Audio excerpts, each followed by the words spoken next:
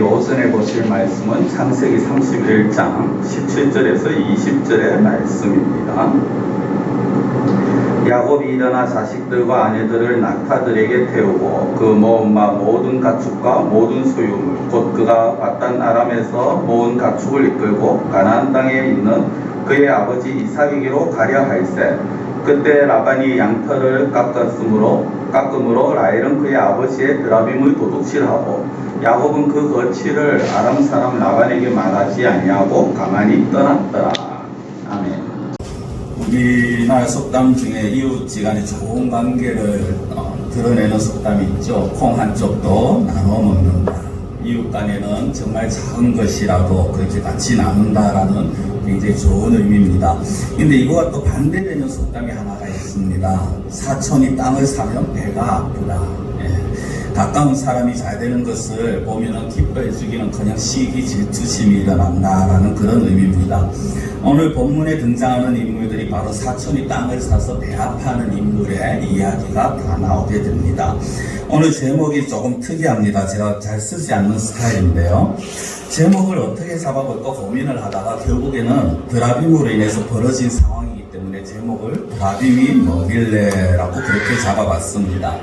드라빔에 대한 이야기지만 또 야곱의 삶의 일부분입니다. 그래서 야곱의 모습 그리고 야곱과 외삼촌과의 관계를 우리가 좀 생각해 봐야 될 것 같습니다. 애기들이 울어서요. 그냥 한번 징긋 웃어주시고 계속해서 저를 봐주시면 고맙겠습니다. 저도 오래간만에 와놓으니까 자꾸 눈이 가는데 그래도 제가 또 성도님들 안 보고 애기들만 보면 서운하시잖아요. 그렇죠? 마찬가지입니다. 귀가 열려있더라도 저를 좀 봐주시기 바랍니다. 야곱은 사실 아버지와 형을 속이고 도망을 친 그런 인물입니다. 아버지 이삭을 속이고 형 에서를 속이고 속여서 장자권도 가지고요. 그리고 장자로서 축복도 받았지만 그나마 속인 대가로 인해서 도망자의 신세가 됩니다. 결국 외삼촌 라반의 집에 가는데요. 그 과정 가운데 도망치는 과정 가운데 하나님께서 그래도 야곱의 꿈에 나타나셔서 내가 너를 다시 돌아오게 하겠다라고 약속을 하셨고요. 그리고 그 뒤에도 보면은 이 야곱이 라반의 집에서 나름 그래도 부자가 되고 결혼까지 하는 그래서 이제 행복한 인생을 살려고 하는 그런 모습을 보입니다. 그런 이제 어떻게 보면 제2막의 삶이라고 볼 수 있는 행복한 삶을 살려고 하는 그런 찰나에 그런 과정 가운데 조금 이제 야곱에게 위기가 찾아옵니다. 그 위기가 무엇이냐면 자기 외삼촌의 라반과 사촌들이 그러니까 야곱의 사촌 라반의 아들들이죠. 사촌들이 질투를 하는 모습이 보입니다. 그리고 그 질투가 좀 심상치 않게 느껴집니다. 이 라반의 아들들이 어떤 생각을 하고 있는가 우리가 읽지는 않았습니다만 31장 1절에 보면 이렇게 야곱이 보는 것을 볼 수 있습니다. 야곱이 라반의 아들들이 하는 말을 들은즉 야곱이 우리 아버지의 소유를 다 빼앗고 우리 아버지의 소유로 말미암아 이 모든 재물을 모았다 하는지라 합니다. 야곱이 연찮게 들으려고 들은 건 아니겠죠. 연찮게 듣다 보니까 자기 사촌들이 하는 말을 들었습니다. 근데 그 사촌들이 뭐라고 하냐면 도망자가 아마 우리 사촌이지만 도망자가 우리 아버지 집에 피신 와가지고는 여기서 어떻게 하다 보니 자기 재산도 불리고 그것만 아니라 자기 아버지의 재산까지 다 빼앗아 간다라는 그런 말을 하는 것입니다. 야곱은 나름 참 착하게 살려고 했고요. 열심히 살려고 노력을 했습니다만은 들려오는 소리는 야곱이 외삼촌의 재산을 빼돌린다라는 그런 소리가 들리더라는 겁니다. 거기다가 그런 말들 때문인지 모르겠지만은 외삼촌의 얼굴을 보니까요. 자기에게 대하는 것이 전과 같지 않다라고 그렇게 표현을 합니다. 사촌만이 아니라 외삼촌마저 지금 자기를 시기하고 질투하는 그런 모습인 것이죠. 실제 라반의 재산은요. 이 야곱이 와서 더 불어넣는 그런 모습입니다. 그러나 그런 것은 이들의 눈에 보이지 않습니다. 다만 야곱의 재산이 자신들보다 더 많아졌다라는 것. 그리고 우리 오늘 31장의 본문을 잡았습니다만 30장 마지막 부분에 보면은 양들 중에 약한 것은 라반의 것이 되고 튼실한 것은 튼튼한 것은 야곱의 것이 되어가는 그 모습들을 보면서 그 야곱에 대한 시기와 질투가 감당이 되지가 않더라는 거죠. 이 사촌이지만은 그리고 조카지만은 야곱이 잘 되어가는 것에 대해서 도저히 기뻐해 줄 수가 없더라는 것입니다. 그렇다면 왜 사람들은 이처럼 사촌이 땅을 사면 기뻐해주지 못하고 배가 아플까? 이런 모습에 대해서 전문 용어가 하나 있습니다. 사덴프로이데라는 독일어인데요. 뭐 그 독일어 단어 자체가 중요한 게 아니고 그 의미가 이렇습니다. 사덴프로이드는 사덴이라는 단어와 프로이데라는 단어가 합쳐졌는데 사덴이 무엇이냐면은 손해, 고통 그런 의미입니다. 그리고 프로이데가 무슨 말이냐면요. 기쁘다, 기쁨이 있다, 즐거움이 있다 그런 겁니다. 이 사덴프로이데라는 이 말은요. 붙이면 이렇게 됩니다. 다른 사람의 손해나 고통을 볼 때 자기도 모르게 기쁨과 환희를 느끼게 된다라는 것입니다. 무슨 말도 안 되는 소리냐라고 생각하실 수 있겠습니다만 실제 이것이 실험으로도 증명이 되었다라고 합니다. 미국 하버드대의 심리학과 교수가 실험을 했는데 어느 사람에게 이제 두 가지 소식을 들려줬습니다. 네가 잘 알고 네가 좀 평상시에 부러워했는 사람이 있는데 그 사람이 길을 가다가 5달러짜리 지폐를 주었어. 그 사람에게 굉장히 좋은 소식이죠. 그것도 하나의 소식은 그 사람이 어느 날 고급 옷을 입고 멋진 옷을 입고 길을 나섰는데 차가 지나가면서 흙탕물을 튀어서 옷을 다 베렸어. 굉장히 안 좋은 소식 아닙니까? 그런데 이 두 소식을 들렸을 때 이 사람의 심리가 어떤 소식에 더 기쁜 반응을 보였을까라는 그런 실험이었습니다. 어떤 반응이었을까요? 어디에 더 기뻐했을까요? 우리는 당연하게 기본적으로는 상식적으로는 다른 사람이 좋은 소식, 좋은 일을 만날 때 더 기뻐해야지 합니다. 그런데 실제 많은 사람들의 반응은요. 안 좋은 소식을 들었을 때 더 기뻐하고 그 마음 심리적으로 더 즐거워하더라는 것을 시험 결과에서 나왔더라는 겁니다. 자기가 부러워하는 자에 대해서 참 나쁜 소식을 들었을 때 더 기뻐한다. 이게 그렇게 참 아름다워 보이지만은 않습니다. 그렇죠? 이게 실험에서만 아닙니다. 사실 우리 주변도 보면요. 이런 모습들을 너무 종종 보게 됩니다. 실제 이제 우리가 뉴스 등을 보다 보면은 유명 연예인이나 유명 정치인들 좀 세상적으로 유명하다 하는 사람들 있지 않습니까? 그런 사람들이 어떤 안 좋은 일을 당했을 때 거기에 대해서 사람들이 그것을 보면서 겉으로든 또 속으로든 기뻐하는 모습들, 즐거움을 느끼는 자들이 있더라는 겁니다. 며칠 전에 연예인이 또 생명을 끊었죠. 이제 확실하게 자신이 그건 아닙니다만은 정황상 스스로 끊었다라고 그렇게 말들을 합니다. 근데 그 연예인이 평상시에 어떤 악행을 하거나 도박이나 마약을 하는 그런 사람이 아니었습니다. 굉장히 선하게 살아가는 사람이었고요. 많은 사람에게 즐거움을 주는 그런 사람이었습니다. 근데 그 목숨을 끊었다라는 그 소식이 인터넷에 올라왔을 때 그 밑에 댓글에는 인터넷상에는 조의를 표하는 슬픔을 표하는 댓글도 있었지만은 말도 안 되는 악플을 다는 사람들도 있더라는 것입니다. 이상하게 어디서 말도 안 되는 소리를 끌고 왔어. 아니면은 엉뚱한 그런 말들을 해가면서 오히려 그것을 통해서 자기의 마음을 더 표현하는 그런 사람들도 있더라는 거죠. 그런 모습이 사덴프로이데, 즉 사촌이 땅을 사면 배가 아프고 사촌이 잘못되면 기뻐하는 현상이더라는 것입니다. 지금 라반의 모습을 이제 오늘부터 본문을 통해서 라반의 모습을 볼 겁니다. 라반의 모습이 바로 그런 모습을 보이는데요. 라반은 한평생을 목축업을 한 사람입니다. 그러나 피신해온 야곱이 자기보다 가축을 더 잘 돌보고 그 야곱이 자기보다 더 부자가 되고 자기의 양이 낳은 새끼들은 좀 빈약하고 허약한데 야곱이 양이 낳은 새끼들 보니까 튼튼하더라는 것을 보게 되었습니다. 외삼촌의 입장에서 조카가 잘 되면 당연히 기뻐해줘야 됩니다. 그렇죠? 그런데 축하해주고 기뻐해준 것이 당연한데도 불구하고 자기의 것이 야곱의 것보다 못해진다라는 그 사실에 그 열등감과 질투심이 생기고 이것이 증오로 변해가더라는 것입니다. 이런 야곱의 모습을 야곱만이 아니라 사실 어떻게 보면 모든 사람들이 가지고 있는 그런 심리인 것 같습니다. 앞서 말씀드린 그 사촌이 땅을 사면 배가 아픈 그런 모습들은 나는 아니다라고 사실 할 만한 그런 사람이 없다는 것입니다. 왜냐하면 아담 이후에 범죄한 아담 이후에 모든 사람들의 마음 상태가 사실 심리 상태가 그러한 것을 따라간다는 거죠. 마치 아담 이후에 모든 사람이 죄인이고 모든 사람이 죄의 본성을 가지고 있듯이 마치 모든 사람이 또한 다른 사람의 기쁨을, 다른 사람의 즐거움을 정말 자기의 즐거움처럼 잘 해주지 못하는 시기와 질투심이 일어나는 그런 모습들을 보이게 되더라는 것입니다. 라반과 그의 아들도 역시 이런 어떤 본능, 심리적인 그런 본능에서 벗어나지를 못합니다. 그래서 야곱이 잘되고 부자 되어가는 모습을 보면서 오히려 자기 아버지 재산을 빼앗아간다라는 그런 말을 해가면서 그렇게 질투와 시기심, 나중에 감정을 주체하지 못하는 그런 모습을 보입니다. 사실 우리가 모든 이들에게 질투심은 다 있습니다. 그 질투심이 없다라고는 말할 수 없습니다. 그건 자연한 인간 자연 심리입니다. 그리고 어떻게 보면 영적으로도 질투심은 또 적당한 질투심은 있어야 합니다. 내가 저 사람보다 더 많이 성경을 알아야지, 더 많이 기도해야지, 저 사람보다 더 하나님을 잘 섬겨야지 하는 그런 질투심은 우리가 좋은 겁니다. 그런데 중요한 거는 그 질투심이 더 심해져서 미움과 증오까지 그것이 증폭이 되어진다면, 번진다면 그것이 문제라는 것이죠. 간혹 뉴스 등을 통해서 살인 등을 저지른 악행을 저지른 범인이 이런 말을 하는 것을 볼 때가 있습니다. 내가 너무 질투심에 불타서 나도 모르게 범행을 저질렀다. 성도 여러분, 질투심은 누구나 있지만 그것을 절제하지 못하고 미움과 증오로까지 가지고 가는 것이 문제라는 것입니다.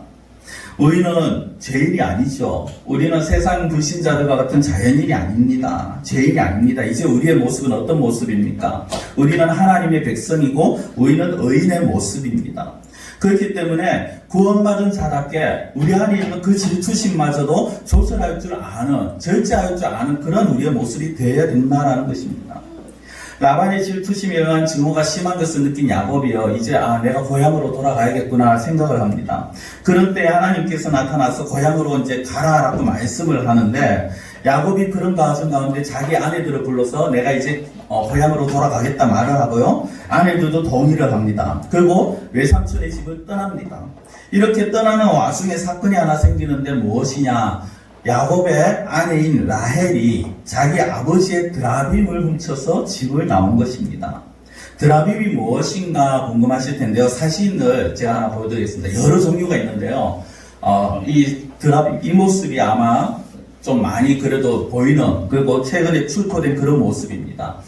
뭐 이상한 망치가 생겼습니다. 어떤 거는 말의 머리 같기도 하고요. 근데 꼭 중간에 또 사람의 모습처럼 그렇게 돼 있기도 하는데, 크기도 제각각입니다. 통상적으로 뭐 20cm에서 50cm, 그보다 또 더 작은 것도 있습니다. 뒤에 보면 라헬이 그 드라빔을 자기 집에서 가지고 온 드라빔을 낙타 안장에 숨겼고 그 외에 앉았다 하는 거 보면 더 작은 것도 있는 것 같은데요.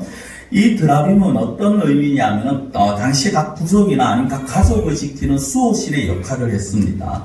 그리고 또 최근에 발견된 고고학적 자료에 의하면은 이 드라빔을 가지고 있는 자가 그 부모의 유산을 물려받을 수 있는 상속권을 의미한다라고 그렇게 말을 하기도 하고요.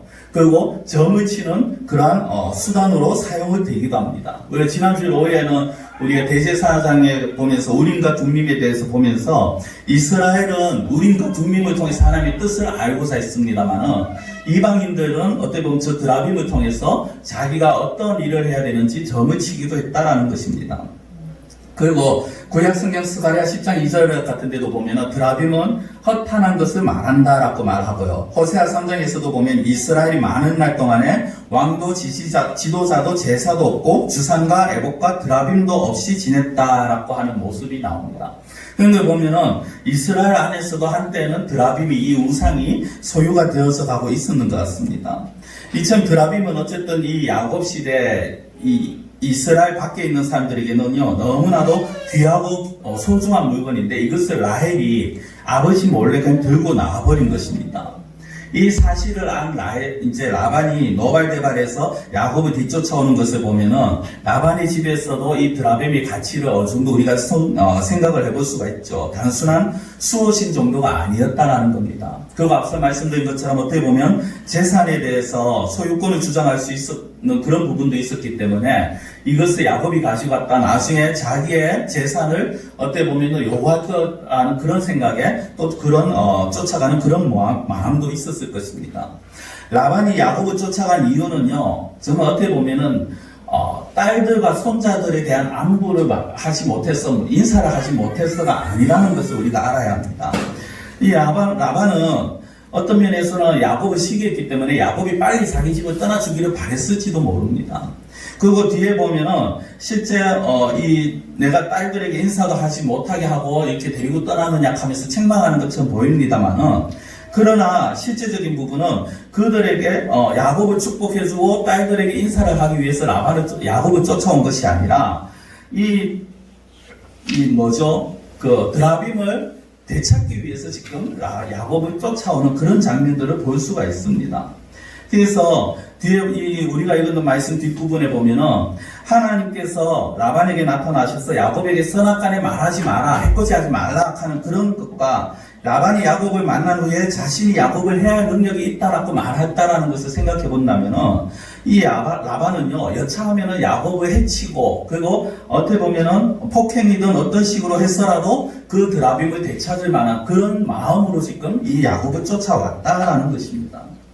자, 30절을 한번 제가 읽어드리겠습니다. 우리 오늘 본문은 아닌데요. 그 뒤에 가면 계속 연계되어진 내용인데 30절에 보면 이렇게 나옵니다. 이제 네가 네 아버지 집을 삼하여 돌아가려는 것은 옳거니와 어찌 내 신을 도둑질하였느냐라고 말합니다. 자기의 신 드라빔을 야곱이 가지고 갔다라는 겁니다. 이것이 라반에게는 가장 큰 문제였습니다. 라반에게 있어서 드라빔은 수호신 뿐 아니라 자기의 모든 재산을 가지고 간다라고 생각을 했는 것이고요. 이 모습을 보면서, 이 말을 보면서 우리는 라반에게 있는 이 드라빔의 존재를, 우상의 존재를 다시 한번 생각해 볼 수 있다라는 것입니다. 라반에게 있었어요. 드라빔은 어찌 보면 자기 딸들보다도 더 소중한 존재였습니다. 야곱을 만난 후에 이 뒤에 보면 이 라반이 야곱에게 내 딸들이 어디 있느냐, 내 손주들이 어디 있느냐, 그들을 보자, 이것을 말한 것이 아닙니다.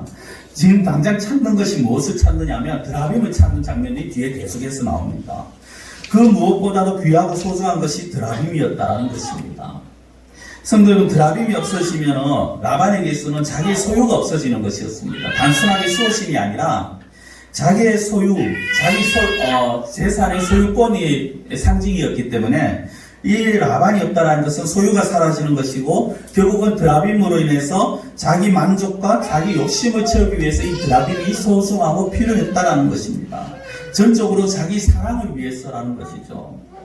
저와 여러분들에게 있어서 혹시나 이런 드라빔이 있지는 않은가 우리를 생각해 봐야 합니다. 아까 보았는 그런 어떤 눈에 보이는 우상, 신상은 아니라 할지라도 정말 어떻게 보면은 라헬처럼 낙타 한 장에 숨겨서라도 내가 가지고 가야 될 그 드라빔이 있지는 않은지를 생각해 봐야 된다는 것입니다. 만약 재물을 소유하기 위해서 애쓰는 모습이 하나님과 예수님을 향해서 힘쓰는 모습보다 더 귀하게 보여진다면 그것이 바로 드라빔이 되어지는 것입니다. 예수님보다 재물을 더 귀하게 여기고 재물을 더 의지한다면 재물이라는 드라빔에 사로잡혀 있는 것이고요. 가족들의 자녀들을 더 의지한다면 자녀라는 드라빔에 더 사로잡혀 있다는 것입니다. 사람들 앞에서는 아닌 척하지만 하나님 앞에서 숨기고 있는 그런 모습이 있지는 않은가 생각해 봐야 합니다. 이것은요, 신앙 외적인 부분도 마찬가지입니다. 예를 들어서 자녀의 미래를 위해서 자녀의 어떤 인격, 특성, 생각, 성향 그런 거 다 무시하고 내 마음대로 양육하고 내 뜻대로 따라와 주기를 바란다면, 그리고 그렇게 되지 않았을 때, 그렇게 따라와 주지 않았을 때 속상해하는 그런 마음이 바로 자녀에 대한 드라빔이라는 것이죠. 시간과 돈을 외모에 투자하면서 외모를 꾸미기 위해서 모든 것을 다 할 수 있다. 이것은 바로 미라는 그런 드라빔을 섬기고 있는 것입니다. 이 외에도 더 있죠. 결혼적인 거, 결혼, 아니면 세상적인 성공, 이런 것들에 내 온 마음을 다 쏟는다면, 이런 것들에 내 모든 것을 다 여기에 집중한다면 그것이 바로 드라빔이 되어진다는 것입니다. 성도 여러분, 드라빔을 붙잡고 있다는 거, 드라빔을 소유한다는 것은요, 다르게 말씀드리면 예수님을 하찮게 생각한다는 것입니다. 드라빔이라는 우상을 통해서 자기의 욕심을 채우겠다라는 것이죠. 자기의 하고 싶은 대로 하고자 하는 마음, 자기의 원하는 것을 갖고자 하는 마음, 그것이 바로 탐심 아닙니까? 탐심은 우상숭배라고 하였습니다. 이 우상숭배는 하나님을 여기지 않는 마음에서 나온 것입니다. 물질이나 외모나 자녀들의 학력 이런 것들이 하나님보다 더 힘이 있다라고 느끼는 거죠. 내 자녀가 잘 되어서 좋은 직장에 들어가고 그것이 나에게 힘이 된다라고 생각을 하는 것입니다. 하나님이 나를 지켜주시고 하나님이 나를 붙들어주는 것보다 내 자녀들이 내 노후를 더 책임질 수 있을 것이라고 생각하는 그 자체가 바로 우상 숭배가 되어진다라는 것입니다. 이것이 드라빔이라는 거죠. 우리에게 만약 이런 드라빔이 있다면 이제 이 드라빔을 우리는 버려야 합니다. 우리가 가지고자 하는 그 무엇보다도 가장 귀하고 가장 능력이 있는 것이 무엇이냐? 바로 예수 그리스도의 이름이라는 것을 우리는 잊지 말아야 합니다. 우리가 가지고자 하는 것, 그 무엇보다 하나님의 능력이 가장 강하다는 것입니다. 이 세상에 그 어떤 것도 예수보다 더 귀한 것이 없다는 거, 우리가 말씀 듣기 전에 찬양을 불렀지 않습니까? 94장 주 예수보다 더 귀한 것 없네. 성도님들, 그 찬양을 부르면서 어떤 마음으로 부르셨습니까? 사도 바울은 자신이 가졌는 모든 것을 배설물로 여긴다라고 말합니다. 빌립보서 3장 7절에서 8절인데요. 그러나 무엇이든지 내게 유익하던 것을 내가 그리스도를 위하여 다 해로 여길 뿐더러 또한 모든 것을 해로 여김은 내 주 그리스도 예수를 아는 지식이 가장 고상하기 때문이라. 내가 그를 위하여 모든 것을 잃어버리고 배설물로 여김은 그리스도를 얻고라고 합니다. 자신에게 유익하던 것이 그리스도를 위해서 다 해로 여긴다라고 말을 합니다. 실제 그것이 손해가 자기가 가지고 있는 것이 손해를 끼쳐서가 아니라 그것들 때문에 예수님을 놓치는 것이 그것이 가장 큰 손해라는 것이죠. 또 예수 그리스도를 아는 지식이 가장 고상하기 때문에 예수 그리스도를 얻기 위해서 모든 것을 다 배설물로 여긴다. 또 무슨 취급을 하겠다라는 것입니다. 그렇다고 해서 직장을 다니지 말라라는 것 아니고 돈 벌지 말라라는 것 아니고 자녀들이 공부하지 말라라는 것 아닙니다. 그러나 그 무엇보다 가장 귀하고 가장 소중한 것은 바로 예수 그리스도라는 것입니다. 이런 마음이 있는 자, 예수 그리스도를 가장 귀하게 여기는 자들은 절대 우상을 숭배하지 않죠. 탐심을 품지 않습니다. 왜냐하면 예수님께서 모든 탐심을 물리치라고 했고 그 모든 것보다 예수님이 가장 소중한 것이기 때문에 세상적인 것에 과욕을 부리지 않는 것입니다. 사도 바울은요, 성도는 탐심을 십자가에 못 박은 자라고까지 표현을 합니다. 갈라디아서 5장 24절인데요. 그리스도 예수의 사람들은 육체와 함께 그 정욕과 탐심을 십자가에 못 박았느니라 합니다.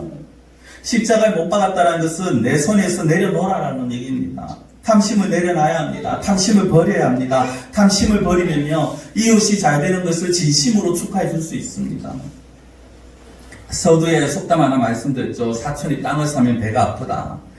우리는 이 속담의 의미에 대해서 남이 잘 되는 것을 못마땅해 하고 속이 상한 마음을 표현한 것이다 라고 그렇게 생각을 합니다. 그런데 어느 교수님이 이 속담은 사실 정반대의 의미가 있다라고 그렇게 썼는 글을 본 적이 있습니다. 원래 의미가 무엇이냐면 사촌이 땅을 사면, 원래 속담은 사촌이 땅을 사면 그 밭에 가서 배가 아플 정도로 대변을 보아서 걸음이 되도록 보태준다라는 것입니다. 그러니까 원래 이웃이 잘 되는 것을 기뻐하는 한국인의 정서를 담은 속담인데, 일제강점기에 일본이 그 한국인들은 남이 잘 되면 시기하고 배 아파하는 민족이라고 그렇게 정신을 바꾸기 위해서 속담을 바꾸었다는 겁니다. 그래서 속담을 원래 의미로 하면 이렇게 바뀌어져야 됩니다. 사촌이 땅을 사면 배라도 아파야. 내가 배라도 아파서 변을 봐서 그 땅에 거름이 되어 그 정도라도 내가 도와줄 수 있는, 그렇게 기뻐할 수 있는 마음이 되어야 된다라는 겁니다. 근데 오늘 라반은요, 어떤 의미입니까? 그는 함께 기뻐해 주지 못합니다. 어떤 연유로 자기 집에 왔던지 간에 야곱이 성실하게 일해서 부자가 된 것에 대해 기뻐해 주고 인정해 주는 것, 그것이 진정한 가족이고 그것이 참된 이웃의 모습입니다. 근데 라반은 그렇지 못합니다. 왜 그렇습니까? 하나님을 만나지 못했기 때문입니다. 분명히 라반은 하나님을 알았습니다. 그 라반이 야곱을 쫓아올 때요, 하나님께서 나타나셨고, 그리고 야곱을 만난 라반이 하나님께서 나타나셔서 자기에게 말씀하셨다라는 그런 이야기도 합니다. 그러나 하나님을 알긴 알지만은 온전히 알지를 못했고 그 하나님을 제대로 알지 못하고 믿지를 못했다는 것입니다. 그래서 하나의 신, 자기가 가지고 있는 드라빈과 같은 하나의 신으로만 생각했습니다. 아니, 어찌 보면은 드라빈보다 못한 존재로 여겼는 겁니다. 하나님을 제대로 알고 믿는 자라면 드라빈 때문에 야곱을 쫓는 것이 아니라 정말 하나님의 말씀을 떠나는 그 야곱에게 진정으로 축복해주는 마음으로 왔어야 하는 것입니다. 성도 여러분, 제가 종종 드리는 말씀이 있는데요, 아는 것이 중요한 것이 아니라 믿는 것이 중요합니다. 아무리 잘 알아도, 아무리 많은 것을 알아도 아무 소용없습니다. 세상의 불신자들 중에는요, 소재 부끄럽습니다만 성경을 목회자들보다 더 잘 아는 사람들도 있습니다. 나름 연구를 한다고. 그러나 그 알미, 그 지식이 그들을 하나님의 백성으로 만들어주지 못합니다. 하나님의 백성들이 아니기 때문에 그들은 여전히 자기 중심으로 성경을 풀고 자기 중심으로 생각을 하고 살아갑니다. 인생의 주인이 여전히 자기 자신입니다. 당연히 주인된 자기를 위해서, 자기의 몸과 마음을 만족하기 위해서, 만족시키기 위해서 살아가는 것, 그것이 자기들의 삶의 목표였습니다. 그러나 성도 여러분, 우리는요, 어떻습니까? 우리의 주인은 우리가 아닙니다. 어떤 유행가 가사처럼 내 인생은 나의 뜻하지만 우리는 아니라는 것입니다. 우리의 주인은 하나님이십니다. 이것을 아는 것이 아니라 이것을 믿는 것이 중요합니다. 믿어지는 자가 되어야 된다는 것입니다. 만약 여기에 계신 분들 중에 아직도 이 사실, 하나님이 나의 인생의 주인이시다라는 이 사실이 믿어지지 않는 분들이 계신다면요, 정말 그분은 하나님 앞에서 진지하고 간절하게 한번 기도해 보십시오. 하나님, 정말 제가 택함 받은 백성이라면 이 사실이 믿어지게 하옵소서. 내가 하나님의 백성인 것과 하나님이 나의 주인이라는 이 사실이 믿어지게 해달라고 정말 간절하게 기도해 보십시오. 또한 믿으시기는 하지만 아직도 내 인생을 내 마음대로 살고자 하는 분들이 계신다면, 그런 마음이 강하신 분들이 계신다면요, 그분들 역시 기도하셔야 됩니다. 하나님, 정말 나를 도와주셔서 하나님을 나의 주인으로 온전히 믿고 섬기게 하시고 내가 하나님의 백성다운 삶을 살아가게 해달라고 우리는 기도해야 된다는 것입니다. 성도 여러분, 하나님을 믿지 않는 자들은요, 당연히 자기 중심으로 살아갑니다. 그것이 범죄한 아담 이후의 모든 인간의 본성입니다. 자기 자신이 우선입니다. 그러나 우리는 아니죠. 우리는 하나님께서 우리가 이웃 사랑하기를 원하십니다. 탐욕 때문에 이웃을 시기하고 질투하는 것이 아니라 그리스도 안에서 하나된 이웃을 사랑하는 자, 축복해주는 자가 되어야 하는 것입니다. 말씀을 맺겠습니다. 성도 여러분, 우리는요, 드라빔이 아닌 하나님을 주인으로 모시는 사람들입니다. 다르게 말씀드리면 하나님을 주인으로 모시기 때문에 우리가 하나님의 백성답게 살아가야 하는 것입니다. 드라빔은 그렇지 않습니다. 자기가 주인이고 자기 자신을 위해서 존재하는 신이 드라빔입니다. 결국 이웃보다 자기가 우선이 되었습니다. 탐욕의 상징이고 우상숭배의 상징이 드라빔입니다. 그런 드라빔에 연연하는 라반의 모습을 결국 하나님의 말로는 믿는다 하면서 자기 자신의 욕심을 채우기 위해서 살아가는 그런 모습이라는 것이죠. 우리는 드라빔으로 대표되는 우상을 버려야 됩니다. 그리고 나만 생각하는 자리에서 벗어나야 합니다. 하나님의 백성이고 하나님이 나의 주인이시라면 당연히 주인이 원하시는 삶, 우리의 주가 원하는 삶을 살아야 하는 것입니다. 그 주가 원하는 삶은 사촌이 땅을 살 때 배아파하는 것이 아니라 사촌이 땅을 사면 정말 기뻐해주고 축하해주고 사촌이 어려워하면 정말 같이 눈물 흘리고 기도해주는 그런 삶을 하나님께서는 원하신다는 것입니다. 드라빔, 이 쓸데없는 우상을 우리의 삶 가운데 버리시고 하나님을 주인으로 모신 자답게 하나님의 백성답게 살아가시는 우리 성도들이 되시기를 원합니다. 기도드리겠습니다. 사랑의 하나님 아버지, 우리가 살아가면서 하나님을 믿는다 말하지만 그러나 그것이 말로만 그치지 않기를 원합니다. 정말 하나님이 우리의 주인 되심을 우리가 믿으며 고백하며 우리가 세상적인 것에 연연하지 아니하고 하나님 중심으로 참된 주인 되신 하나님을 위해서 살아가는 저희들의 삶이 되게 하여 주시옵소서. 라반은 드라빔 하나 때문에 조카와 딸들을 쫓아왔지만 그러나 그런 어떤 드라빔을 중요시 여기는 그런 모습들, 탐욕 때문에, 탐심 때문에 딸보다도 그 신의 우상을 더 귀하게 여기는 그런 모습들을 버리게 하시고 우리는 온전히 하나님을 정말 우리의 주인으로 예수 그리스도를 내 가장 소소하고 귀한 분으로 섬기며 모시며 살아갈 수 있는 그러한 저희들의 삶이 되게 하여 주시옵소서. 이웃사람 말하기 전에 먼저 내가 하나님의 백성임을 다시 한번 고백하며 그 하나님의 백성으로서 어떻게 살아가는 것이 참된 삶인가를 다시 한번 생각하고 고민하고 하나님이 원하시는 삶을 살아가기 위해서 힘쓰는 저희들의 삶이 되게 하여 주시옵소서. 간절히 원하고 예수님의 이름으로 기도드리옵나이다. 아멘.